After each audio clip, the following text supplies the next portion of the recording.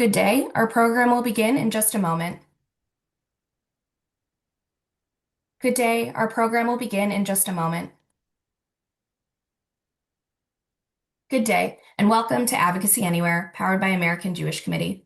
Advocacy Anywhere is AJC's digital platform that enables you to engage with AJC's global expertise, content, and advocacy from wherever you are. Tomorrow, Saudi Crown Prince Mohammed bin Salman will visit the White House for the first time since 2018. At a time of shifting regional dynamics, what should we be looking out for following the meeting? What does it signal about the U.S. role in the Middle East? And what will be the impact in the region? Joining us today to answer these questions and more are Ambassador Michael Ratney, former U.S. Ambassador to Saudi Arabia, and Ann Dreazen, Vice President of AJC's Center for a New Middle East. Moderating our conversation today is AJC Chief Policy and Political Affairs Officer Jason Isaacson. After we hear from our guests, time permitting, we will take your questions. You may email your questions to questions@ajc.org. Questions is plural, or you can use the Q&A feature in Zoom. Jason, the floor is yours. Thank you so much, Claire. Tomorrow's visit to the White House by His Royal Highness Prince Mohammed bin Salman, Crown Prince and Prime Minister of the Kingdom of Saudi Arabia, is the latest in a series of high-level and potentially game-changing developments in U.S. Middle East policy under the second Trump administration. Policy that we've seen play out from even before President Trump took office, when he helped push forward a hostage release deal on January 19th of this year, and then reached, of course, a dramatic turning point last month when the president forging and implementing a deal to secure the release of hostages captured in Israel on October 7, 2023, and held for more than 2 years by Hamas. Saudi Arabia, with vast resources, a long history of strategic cooperation with the United States, and unique influence in the Arab and Muslim worlds, as custodian of the two holy mosques, will play an outsized role in the future of the Middle East and the realization of the hopeful vision that we all share, and which was expressed by President Trump in his speech to the Knesset last month, of a new era of peace and prosperity in that region. So it's a privilege to be joined today in this discussion of the Saudi visit to Washington by Ambassador Michael Ratney, who capped a 35-year career in the U.S. Foreign Service as ambassador to Saudi Arabia earlier this year, and my colleague Ann Dreazen, director of the AJC Center for a New Middle East.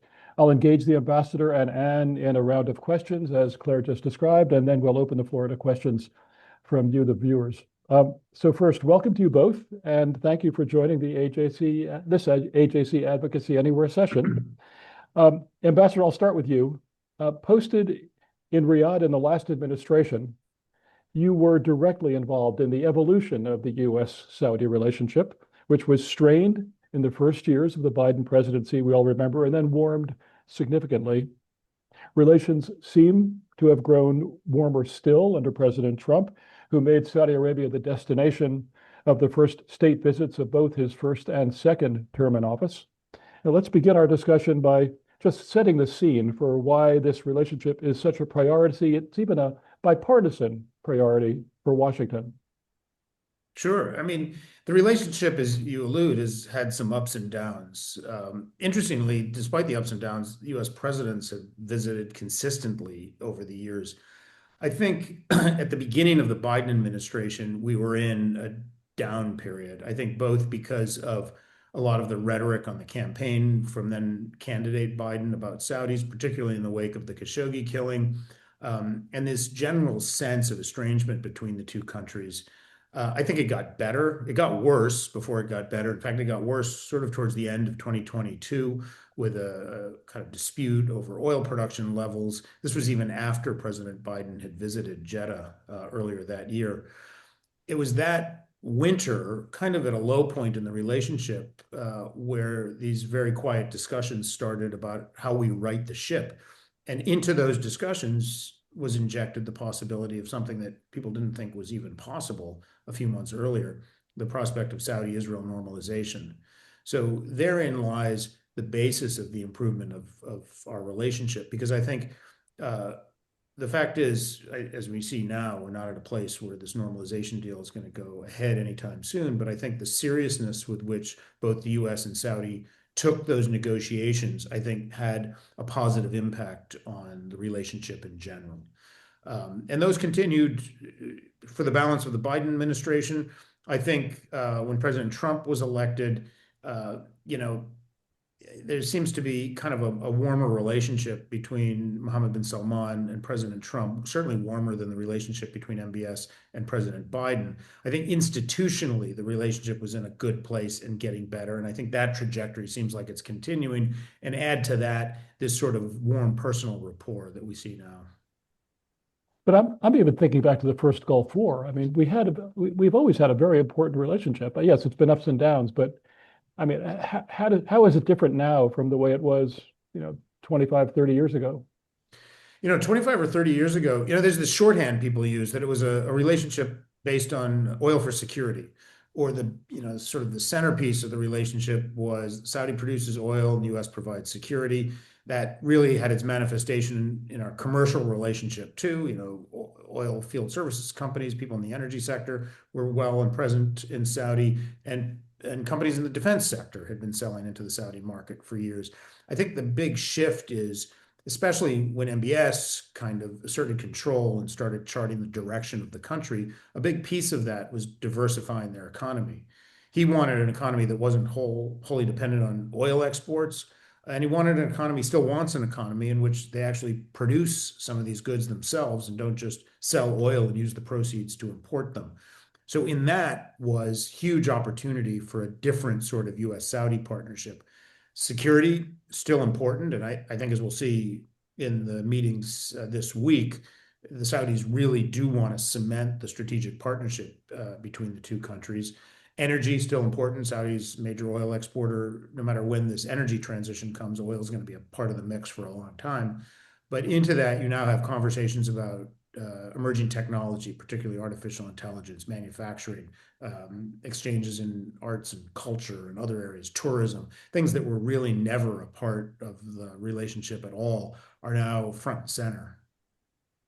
Yeah, I mean, I remember hearing from Saudi officials that they were hoping that down the road, 10% of the economy would be tourism, which is just kind of a remarkable number. And let me turn to you. Before joining AJC last month as the director of our Center for a New Middle East, you spent 18 years in the Department of Defense with significant responsibility for Middle East policy. Before we get into the prospects of an enhanced U.S. strategic partnership with the kingdom, which Ambassador Ratney has just alluded to, can I ask you to fill in a little of the history of our military-to-military relationship between the United States and Saudi Arabia, how it has evolved in the past few decades, and what you assess is the state of that relationship today? Of course. So from a security and military-to-military perspective, the relationship has been remarkably robust and stable. I think the first chapter really began of the modern defense relationship really did begin with the Carter Doctrine in 1980, with the declaration that the U.S. would use military force if necessary to protect the free flow of energy in the Gulf. And that really established the stability and security of Saudi Arabia as being part of a core U.S. national interest. And for all of the changes in terms of the shale gas revolution and alternative energy, I think we still see that the price of a gallon of oil still really matters in U.S. politics. And our country still runs on automobiles. And so I think that thread continues to be, very relevant in even today's national security discussion, even if it sort of flies below the radar. Through the end of the Cold War, there was tremendous defense cooperation, training, equipping, and housing, taking Saudi officers at our service academies, defense colleges. So there has been really for decades now a very robust relationship with the United States being the primary security partner for the Royal Saudi Armed Forces. After 9/11, we saw much more of a focus on intelligence sharing and cooperation. And we began efforts to work with Saudi Arabia more as a regional counterterrorism partner. Of course, to counter al-Qaeda in the Arabian Peninsula, which then led to further questions about our relationship with Saudi Arabia in terms of their involvement in the conflict in Yemen and how they were conducting the conflict in Yemen, concerns about civilian casualties, and about it led in many respects to a different level of scrutiny on the defense relationship that hadn't really been seen previously. I would say now we're in a phase where there's, in addition to those different threads that I've described, there's also a strong anti-Iranian and proxy component, where we've seen really since Iran's regional escalations, attacks on Gulf infrastructure, of course, the 2019 attacks in Saudi Arabia on the Aramco facility at Abqaiq and the oil field at Khurais. We've seen since then a real interest in collaboration on counter UAS, on countering unmanned aerial systems, on integrated air and missile defense, and on this broader and on maritime security as another line of effort to work with Saudi Arabia to counter some of the Iranian proxy threats in a more integrated regional way. So I think bottom line, we've had very deep and longstanding institutional ties, mill to mill with Saudi Arabia, that really reflect Saudi Arabia's understanding that we're their primary security partner. Let me just follow up on that. Can you say anything about military to military relationships that the Saudis have with other countries? They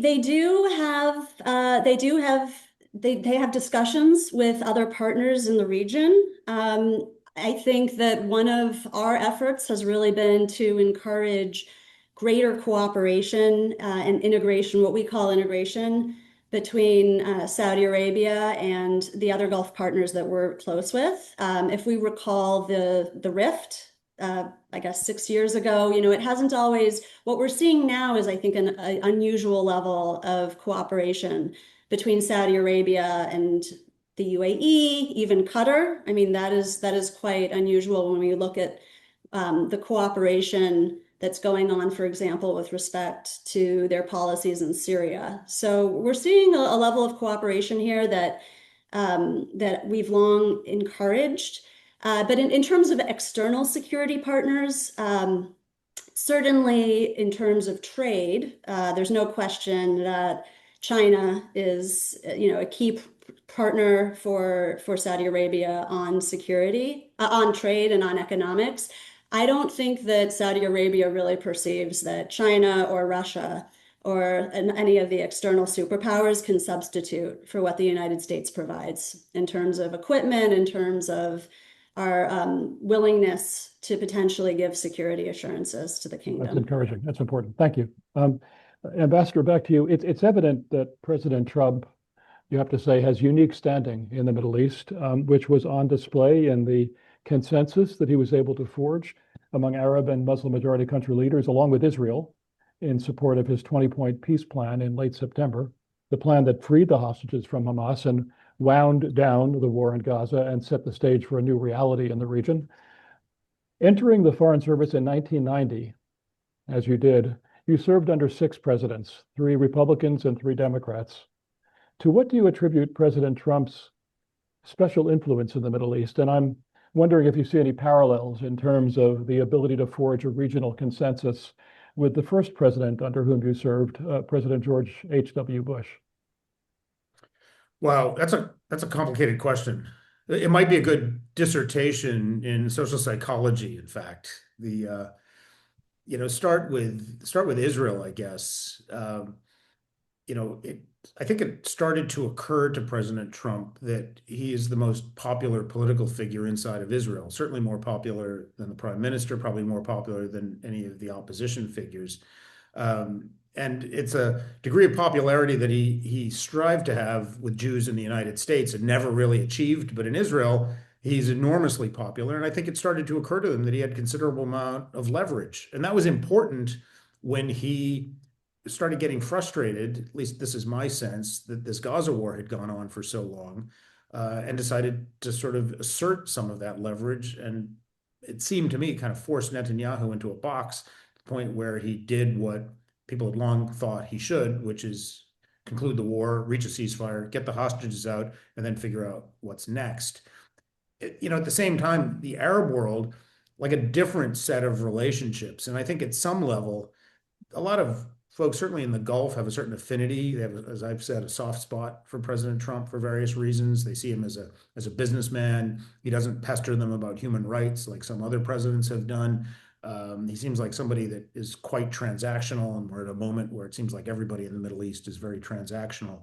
But at the same time, I think he represented, in the immediate term, something that President Biden didn't, which is an opportunity to finally end the war.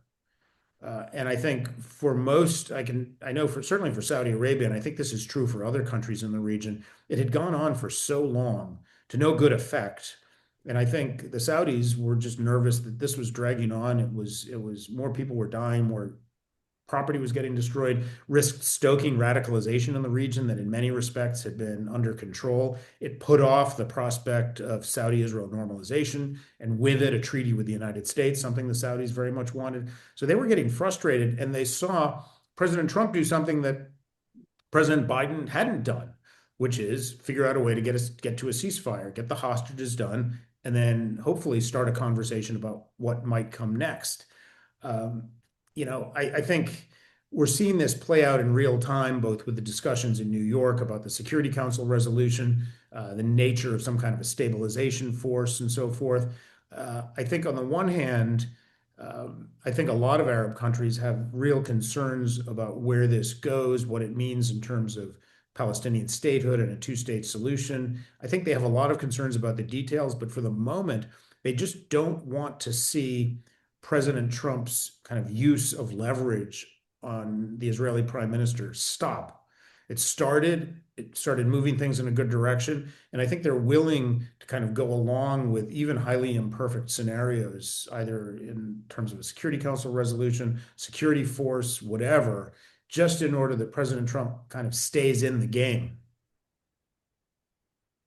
Was it asking too much to ask you to go back in history so many decades and talk about how George H.W. Bush was able to exert influence in the Middle East? Because he also had outsized influence, one could say. He did. It was a different era, though. And in a lot of ways, it was a very different Saudi Arabia. It was that, I don't want to say simpler, because it was also in some sense more stagnant Saudi Arabia. It was an era in which we valued Saudi because they produced oil and stabilized global oil markets, where we had a security relationship with them. There wasn't that much more to the partnership. And I think they found somebody like George H.W. Bush a very kind of level-headed, traditional American political figure, reliable, predictable, understood the Saudi point of view, understood the importance that Saudi played in terms of U.S. economic security, and you could do business with him. And his Secretary of State was James Baker, somebody who's beloved in the Middle East as just sort of a paragon of a guy who you could do business with. He spoke for the president. He understood the value of the relationship. And I think it's interesting if you ask Saudis now who your favorite president was or who your favorite Secretary of State was, James Baker and George Bush, the first names that come to mind, at least for folks who are old enough to remember that era.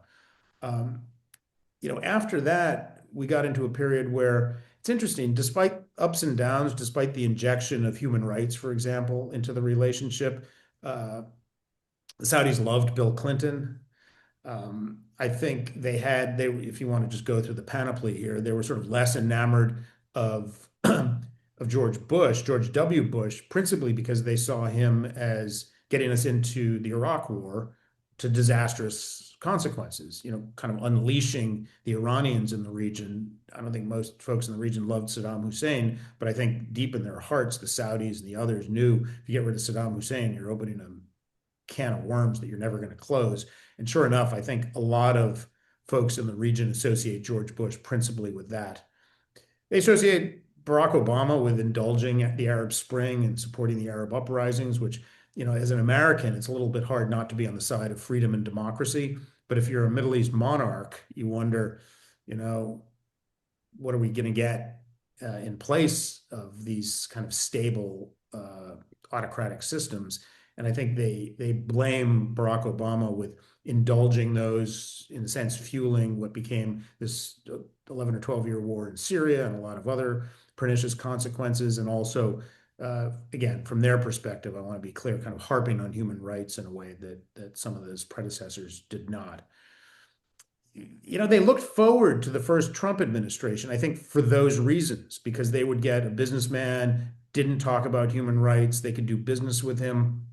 They had a certain soft spot for him. And I think that was the case until 2019, really. 2019 was when the Iranians attacked energy infrastructure in Saudi's eastern province. It was the fundamental fear that Saudis and Emiratis and Qataris have, that if the Iranians want to take out their grudges against anybody, that's the most vulnerable spot.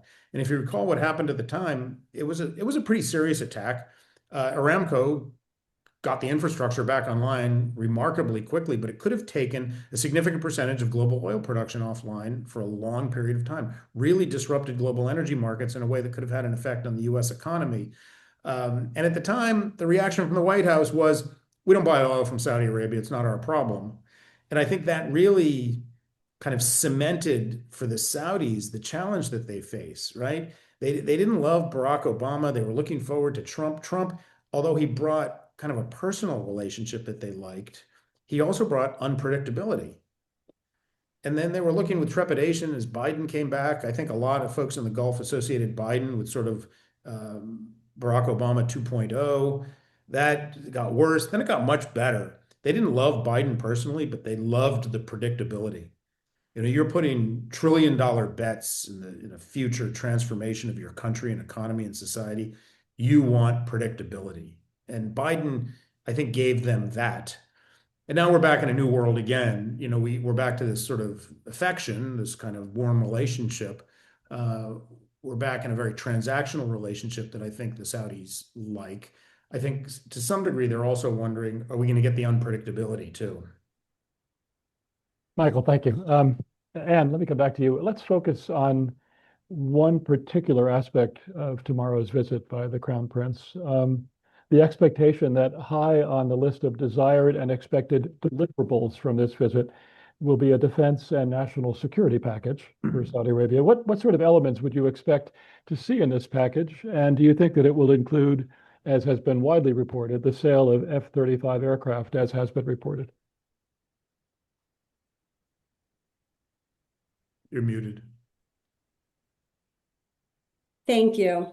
I think it's important, first of all, to step back and understand that the framework for thinking about this type of security agreement has long been that this would be part of a grand deal of some kind. It would include several big components. It would include normalization with Israel and establishment of diplomatic relations between Saudi Arabia and Israel as part of some agreement. It would include a Senate ratified, legally binding type of security agreement, which is what the United States would provide for Saudi Arabia. And then there would be a component involving advanced weapon sales and probably some civilian nuclear energy component of some big package. At least that was the way that I think we used to think about this type of deal and these type of agreements coming about. That has really seems to have changed. And we're sort of in a different place right now. From the reporting and from what we expect, I think we do expect to see some sort of defense agreement that is not legally binding, that does not require Senate ratification, and something more along the lines probably of what we saw with Qatar, which of course Qatar received an executive order providing guarantee of Qatar's stability. And Qatar was able to obtain this without any sort of normalization or even statement of intent to pursue normalization of relations with Israel. So if Qatar has this type of agreement, it may not be perfect, but probably Saudi Arabia is expecting something at least that strong, if not stronger. And it seems that that is where the conversations right now with the United States are heading. It may be also that Saudi Arabia may perceive that a Senate ratified agreement is really just not in the cards, whether at this stage now or because of the politics involved. They may also perceive that a non-binding agreement still is actually sufficient for what they need. So they may perceive that it's not necessarily so important for it to be legally binding. Does that really matter in this era? And that by putting, frankly, US credibility on the line and having something in writing, that they can get much of or most of what they really want from a non-legally binding agreement. It's also very clear, I think, from the press reporting that there has been a lot of movement forward on advanced weapons sales to Saudi Arabia. Particularly, of course, we've all seen the reports about the administration's intent to move forward with approximately 48 F-45 aircraft to Saudi Arabia. What I would say here is that there are lots of issues that need to be worked out, I think, for this deal to obtain congressional approval. And of course, Congress does need to approve these types of arms sales. But some of the issues that have been noted already include how is our sensitive technology going to be preserved? The F-35 is really the crown jewels of US sensitive military technology. So are there concerns about preserving our tech security? Another big issue is, of course, Israel's qualitative military edge. And how is that going to be preserved? That's obviously a requirement by law. So that is something that the administration, I'm sure, has been working through the details and will have to explain with Congress. I think there's also a question here that this is not an F-35 sale won't end just with Saudi Arabia, because what do you do then about the United Arab Emirates, which normalized relations with Israel 5 years ago, with the understanding that they would be permitted to acquire F-35s? I mean, and we see that there have been a lot of details that have slowed that deal from happening. And we can also certainly expect that the Qataris are going to want to purchase F-35 aircraft if Saudi Arabia, if this does move forward. And so how is that going to, how are those two countries and potentially other countries in the region going to factor into this equation too? And the truth is that the details here really matter quite a bit. Details that are happening in conversations that are happening in very closed door conversations. There are lots of details on implementation, on how this can be worked, that will need to be discussed, I imagine, between the administration and Congress. Very interesting. Thank you. I'm recalling that under the Biden administration, Qatar was granted the status of a major non-NATO ally of the United States. And under the Biden administration, too, we saw in 2023, Bahrain achieving a different kind of an arrangement, CCIPA, the Comprehensive Security, Integration, and Prosperity Agreement. Are these kinds of mechanisms available for the Saudis as well, either a major non-NATO ally or CCIPA or something similar? So I would also welcome Ambassador Ratney's thoughts on this. I think these are all different options, you're right, that have been provided to different partners. I think Saudi Arabia will want the strongest and most robust options. So something beyond what had been provided to Bahrain, and something stronger than what was in the statement provided to Qatar. So sort of it remains to be seen, I think, what formulation this takes now with Saudi Arabia, but certainly something I'll be monitoring closely. And Michael, I don't know if you have additional perspective or intelligence on what's going to come out of this. Thank you. Michael? No, so I would say, I think at heart, what the Saudis want is to fundamentally anchor their national security in the United States. They want a relationship with us.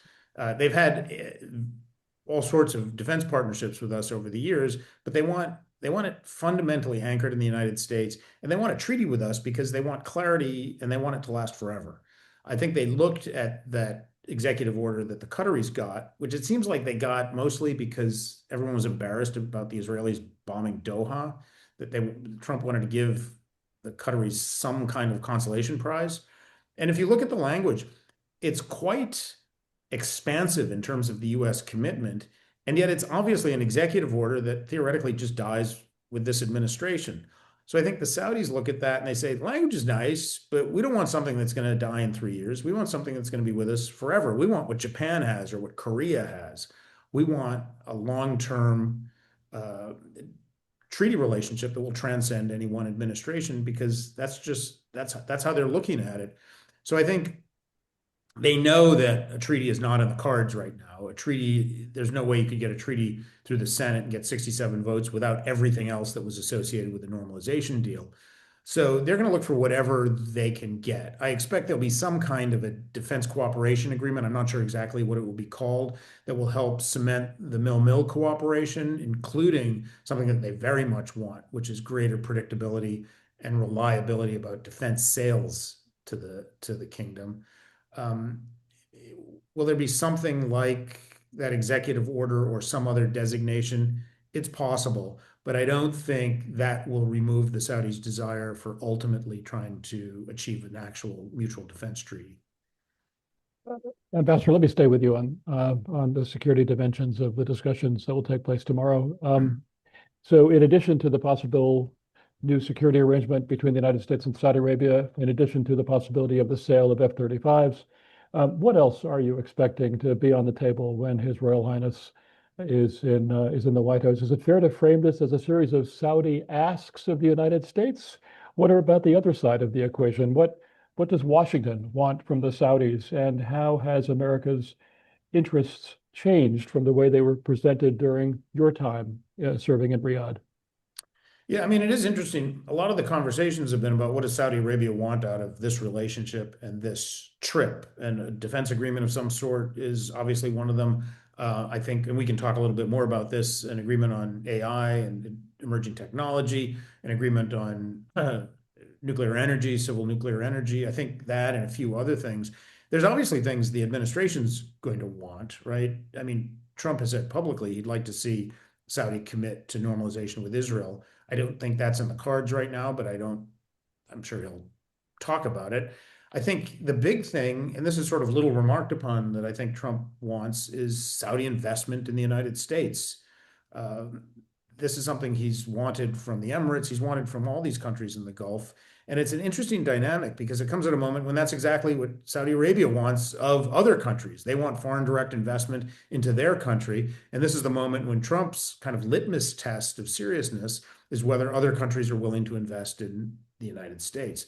So I think that's going to be a part of it. And I suspect the Saudis are going to feel a certain amount of pressure to announce some amount of their investment in the US economy, in addition to all of the other things that are discussed.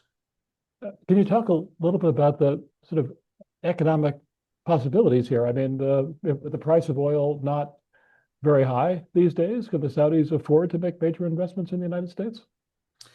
Yeah, I mean, it comes at, I think, well, I mean, they already do, although keep in mind that the Public Investment Fund, their big sovereign wealth fund, tends to be famous for a lot of the investments that it makes overseas. In fact, I think it's something like 80% of their investments are made domestically inside the kingdom. And this was one of the big changes under MBS. The PIF used to be sort of a conservative sovereign wealth fund that did portfolio investments overseas for the long haul. And it became this engine of domestic social transformation and economic transformation. And especially with oil in the mid-60s, and their ambitions kind of seemingly undiminished, there's even more pressure to use the resources that they have in domestic investments and to do everything they can to ensure that other countries and foreign companies are making investments in the United States. So I think that's a big focus of their economic development plans right now. And it obviously comes at this moment where, like, the United States wants them to invest. I don't know that they want to be seen, nor do the Emirates, nor do the Qataris, just as a gigantic piggy bank for investment in the United States. But I think there's going to be an interesting back and forth on that. Thank you, Ambassador. And let me come back to you. You and I both returned a couple of weeks ago from a visit to the Gulf, where we had high-level meetings in the United Arab Emirates and in Bahrain. Of course, pointing out that in the United Arab Emirates, AJC 4 years ago opened the AJC Abu Dhabi Sydney Lerner Center for Arab Jewish Understanding. We were also in Bahrain, where we attended the Mohammed Dialogue, an annual strategic affairs conference. In both of the countries we visited, which had established relations with Israel 5 years ago, we were hearing a lot about the prospects of a new Middle East, with not just government to government relations, but people to people relations and business relationships growing. How important is it that Saudi Arabia join the Abraham Accords? How is it important? How important is it that either under the term Abraham Accords or some other configuration, that be part of this trajectory of widening Arab-Israeli peace? So it's certainly one of CNME AJC's top priorities to do everything we can to advance normalization with Saudi Arabia. And I think it was very clear, Jason, from our discussions, that all of the leaders of the region, and I think this is true, frankly, for Crown Prince NBS and for the Saudis as well, that they see the strategic and the economic logic of normalization.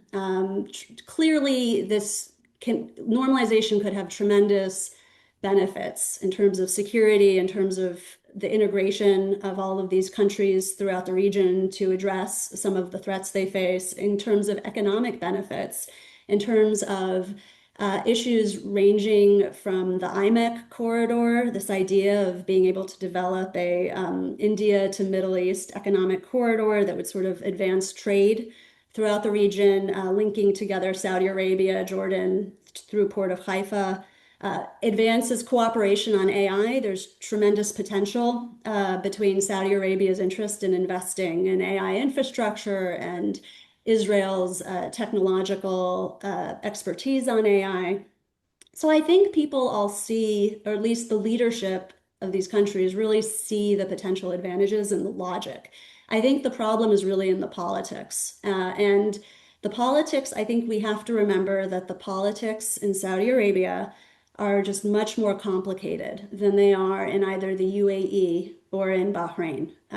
We have to remember, the United Arab Emirates and Bahrain are both relatively small countries with smaller populations, whereas Saudi Arabia has a population of around 20 million people, maybe a little under 20 million people.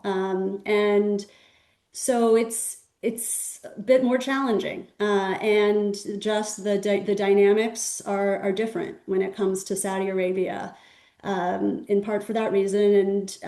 And the Crown Prince has been very clear that I think all of the Saudi speakers in recent weeks and days have been very clear that there needs to be, from the Israeli side, some sort of political horizon toward a future Palestinian statehood.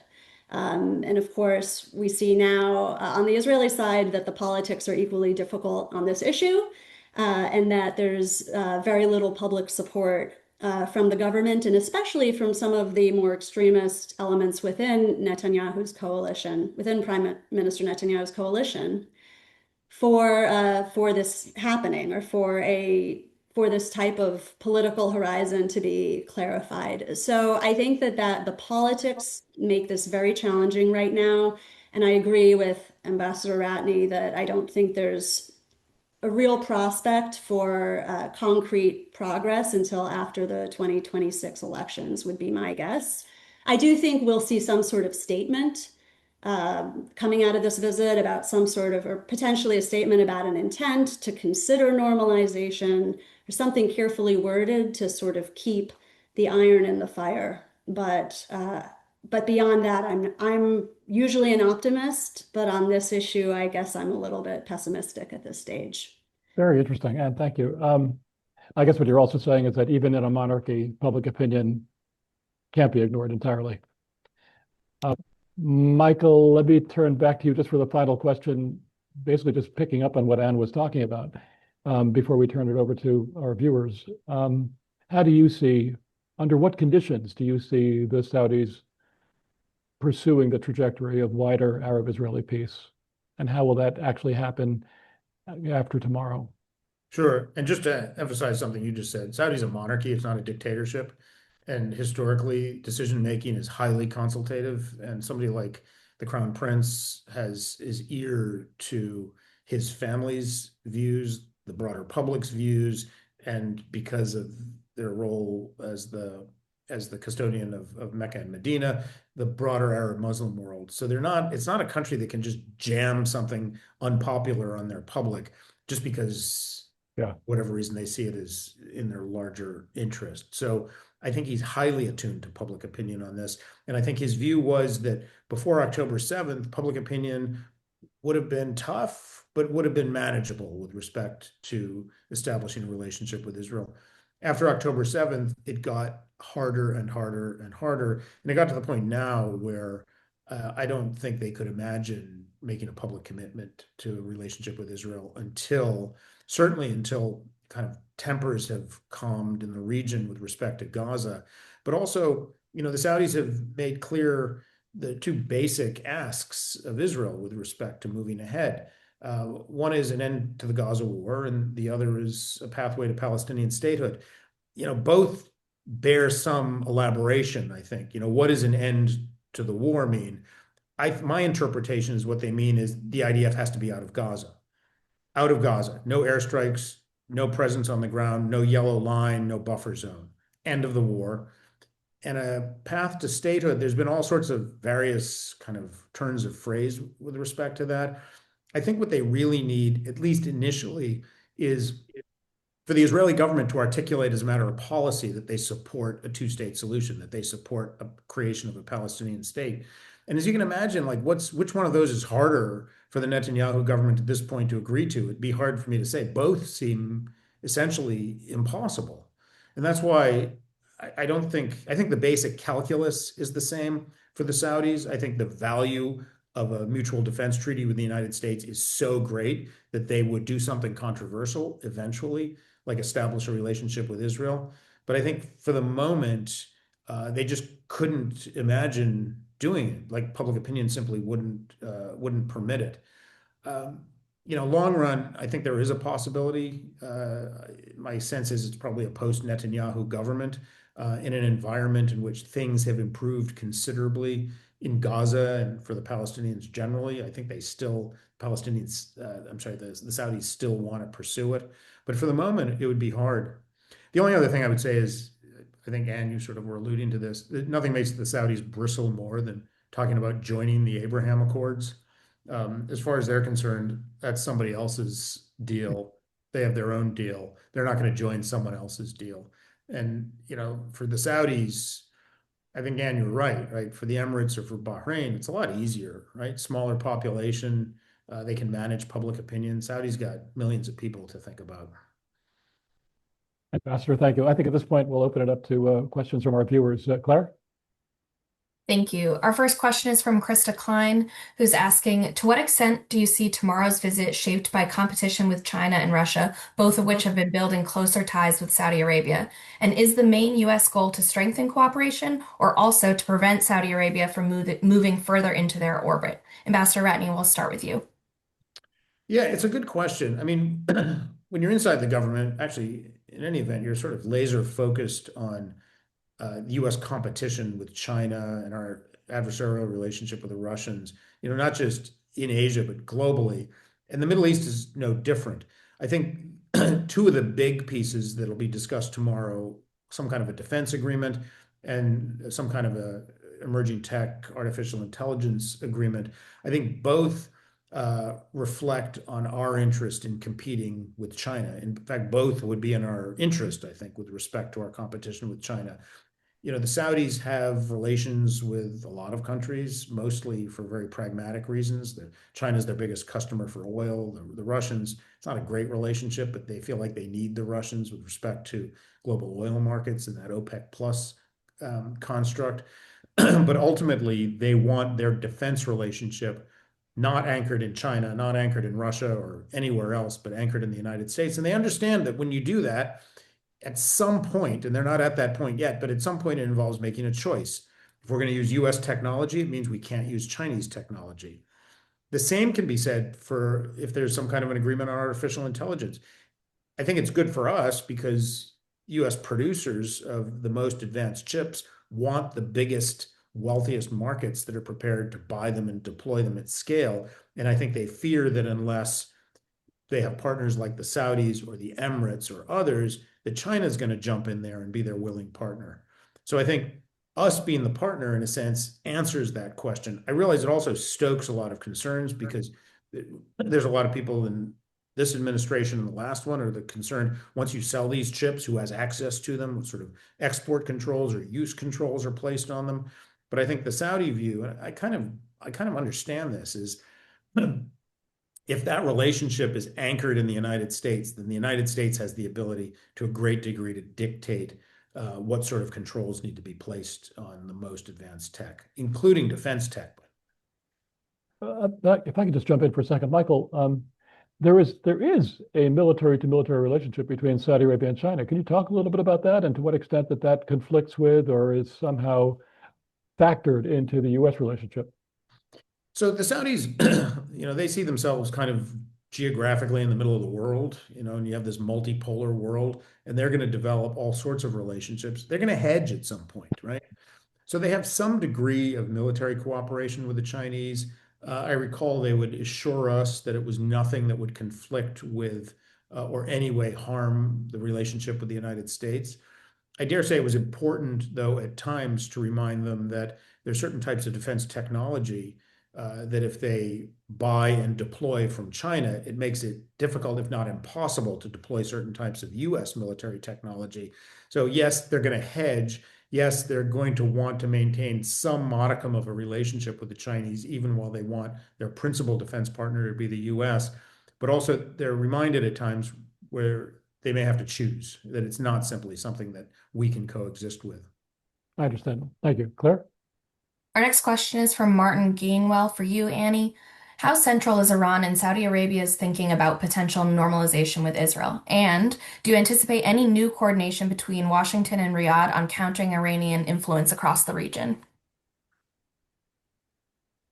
So I think that certainly I think that Saudi Arabia realizes that there would be pushback and strong disapproval from not just Iran, but Iranian proxies throughout the region to further steps of normalization with Israel. And I think, we believe that part of Hamas's calculation on launching October 7th in 2023, that part of that motivation was as an attempt to really derail to derail normalization with Saudi Arabia, whether that looks like the Abraham Accords or some other agreement. And so certainly I think that's part of it. I don't think, especially right now with Iran being weakened militarily to the degree that it has, I don't think that is the primary issue. I think it's the other pieces that we've discussed earlier and the political dimension in particular. And then it's also, I think, important to remember that Saudi Arabia does view Iran as a primary military threat in the region, but they don't necessarily believe that military confrontation is the way to address it. In fact, quite the opposite. I think Saudi Arabia really perceives that efforts to reach accommodation with Iran through diplomacy, through dialogue, are much more effective, especially given Saudi Arabia's desire to really focus on its internal development, its vision for 2030, and to really, above all, keep stability and peace and security in order so that Saudi Arabia can achieve these ambitious economic goals. And any sort of big conflict in the region involving Saudi Arabia, involving Iran, would really derail that progress. So I think, yes, Saudi Arabia does view Iran to some degree as a threat, but they don't want military confrontation as the main way to address that. They really want to try to find other means. And they're just as likely to pursue accommodation as a more aggressive posture. Yeah, thank you. Claire? Our next question is from Jerry Schilling, who's asking, can you share more about how tomorrow's talks could accelerate regional economic partnerships? And really, how does AI factor into the conversation looking towards future partnerships? Ambassador Ratney, I'll turn to you. Yeah, I think besides AI, I think they're going to have conversations about other commercial elements as well. And we can talk a little bit about that. I think at the heart of it, though, is that Saudi is looking at kind of charting a transition away from an energy dependent, oil export dependent economy. So they want a diversified economy. They want manufacturing, they want tech, they want tourism, they want a healthy economy that can survive without an abject dependence on oil. And they've always seen, or for the last few years certainly, have seen tech as a big part of that, and American tech in particular. As AI became, and you realize this is a relatively new issue, right? Just a few years, it's gone from in the background to the center. I think they've seen artificial intelligence as a place where they have a comparative advantage. You think about what you need, right? You need a lot of energy. So Saudi has a lot of energy and it's fairly cheap. They have large swaths of fairly unregulated land to build data centers on. They have investable capital. Geographically, they're sort of in the center of Asia and Europe and Africa. So they see data as a commodity for export eventually. And what they need to make that a reality is they need access to the most advanced technology that they see coming from the United States. And so it's good for us. We have big chip companies, NVIDIA and others, that want to export these chips at scale. And they see a country like the Kingdom or the UAE or even Kuwait or others as potential enormous markets where otherwise it's going to be fairly limited, or those investments are going to be restricted to the United States. So I think it's good for us economically if all of the security and export control concerns can be addressed.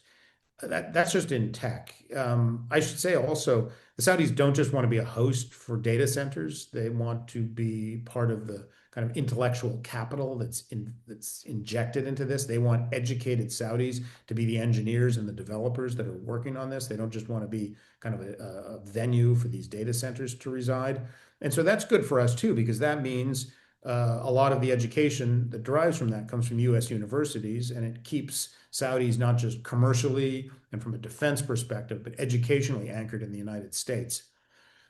The Saudis are interested in a lot of other commercial diversification. They're almost improbably trying to develop a manufacturing industry, including a defense industrial base.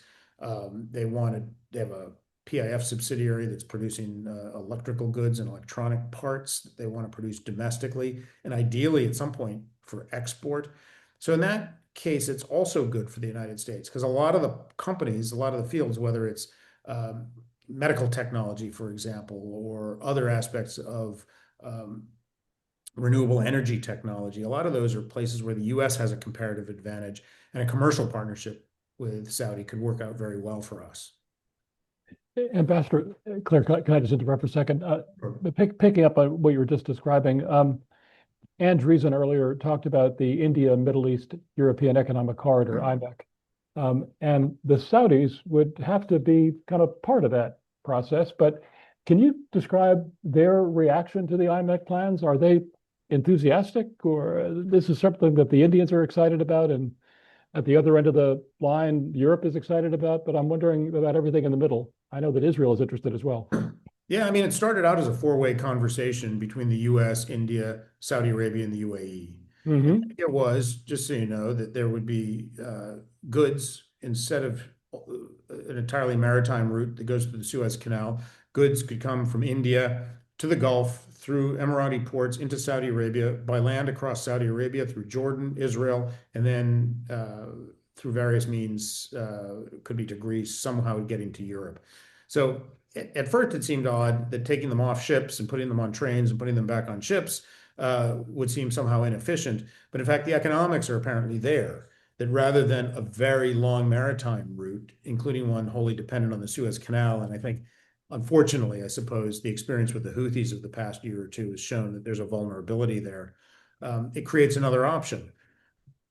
The Indians are enthusiastic about it. We, America, would see it in terms of counteracting Chinese dominance of those trade routes. The Indians don't want to put it in those terms, but they understand that's how we look at it. So it's good for India. It's good for Saudi and the Emirates.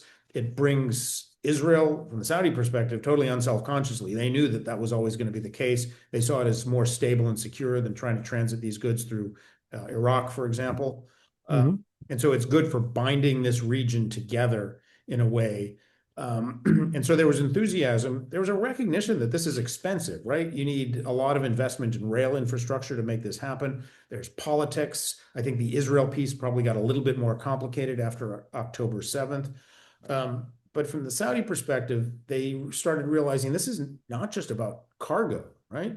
This could be about those same transit routes could be used for green energy. Saudi has ambitions to produce hydrogen for export, including hydrogen derived from renewable energy, from solar and wind power, so-called green hydrogen. So those same routes, the same infrastructure alongside the rail could be, you could export energy, hydrogen to Europe, and you could also export data. They see these data centers as sort of, engines of export, and that same data could go alongside fiber optic routes into Europe and even into Asia. So they see it as just a winning idea. Anything involving us, obviously, India, all these players becomes extraordinarily complicated, especially if you have to agree on investment and infrastructure and so forth. But I think the idea is still there, and it's still kind of a righteous idea. Well, that's great. Okay, thank you, Ambassador. Claire? Thanks, Jason. We have time for just one more question. It's for both Annie and Ambassador Ratney. Looking beyond tomorrow's meeting, what would a successful and strong U.S.-Saudi partnership look like 5 to 10 years from now? And how will we know if we're on the right path? Anne? Wow, I sort of think I should defer to the former ambassador to start that one off. Well, look, Okay. I think if you're saying look back in 10 years, what constitutes a strong partnership? I think a partnership in which there's no doubts about the strength of it. Right now, I think the US-Saudi relationship, it's better. It's definitely on a good trajectory, but there's still doubts about it. There's doubts because of human rights concerns. There's doubts because of kind of hedging behavior in Saudi relationships with Russia and China. So there's same conversations, right? You have a conversation about possible F-35 exports. Why are there doubts about the viability of Saudi as a partner for the F-35? Why are there doubts about Saudi Arabia as a partner for the most advanced chip exports? So you find yourself 5 or 10 years from now, if those doubts have evaporated, and we are where certainly the Saudis want to be, which is those sorts of relationships firmly and unquestionably anchored in the United States, that's a pretty good relationship. It works for us. We have stable, steady, reliable export markets. We have stable, steady security partners. Like it's what we need in a region that's still pretty messy and pretty chaotic. And I dare say 10 years from now, it'll still be. We need partners, even imperfect ones. Thank you, Ambassador. Anne? I think that's absolutely right. And I think specifically, if we can continue to work through and overcome some of these impediments that make the Saudis perceive that we're not as reliable as we want to be. Specifically, some of these impediments are some of the human rights issues that Ambassador Ratney alluded to, which there has been a lot of improvement over the last 10 years on some aspects of this, but maybe still ways to go. But if we can get to a point on that and on normalization where where the Saudis have more confidence that Congress is going to support things like a mutual defense treaty, advanced weapon sales, because we've been able to make progress on some of these issues of concern, then I think we'll have much more of that integration with Saudi Arabia, with our other partners in the region, that could really help anchor that relationship and be an advantage for both of our security. Thank you, Anne. And thank you, Ambassador, and allow me to thank viewers who participated in this call. We've learned a lot, and we have a lot to look forward to tomorrow, and including probably coming back to both of you guys for a follow-up discussion to assess what happened in the meeting that take place tomorrow between Mohammed bin Salman and Donald Trump. Thanks so much. Claire? Jason, thanks, Anne. Thank you, Ambassador Ratney, Annie, and Jason for sharing your expertise on today's AJC Advocacy Anywhere program. And thank you to our global audience for tuning in. To share your feedback on today's session, please be sure to click the link in the chat. And to stay up to date on AJC's work around the globe, make sure to follow AJC on social media at AJC Global. Thank you all again, and goodbye.